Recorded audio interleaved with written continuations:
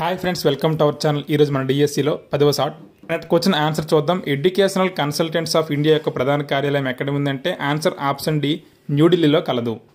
ఈరోజు topic SMC గురించి. School management committee అధ్యక్షుడు మరియు ఉపాధ్యక్షుడిగా తల్లిదండ్రుల సభ్యుల నుండి ఎన్నికైన వారే ఉంటారు. అలాగే కన్వీనర్ ఎవరు అంటే ఆ పాఠశాలకు సంబంధించిన హెడ్ మాస్టర్ కన్వీనర్. ఒక్కో తరగతి నుంచి 3 సభ్యులు ఎన్నుకుంటారు. ఒకవేళ ఒక క్లాస్లో 6 కంటే తక్కువ మంది విద్యార్థులు ఉంటే పక్క క్లాసులో కలిపి మొత్తంగా 2 క్లాసులకి 6 సభ్యులు ఎన్నుకుంటారు. మొత్తం 3లో ప్రతికూల పరిస్థితికి సంబంధించిన ఒకరు, బలహీన వర్గాలకు సంబంధించిన ఒకరు, సాధారణ వర్గానికి చెందిన వారు ఒకరు ఉంటారు. అధ్యక్షులు ఉపాధ్యక్షుల్లో ఒకరు ప్రతికూల పరిస్థితి ఎదుర్కొనే వారై ఉండాలి ఒకరు. అలాగే అధ్యక్షుడు పురుషుడైతే ఉపాధ్యక్షురాలు స్త్రీ అవ్వాలి. అధ్యక్షులు స్త్రీ అయితే ఉపాధ్యక్షుడు పురుషుడైనా అవ్వచ్చు, స్త్రీ అయినా అవ్వచ్చు.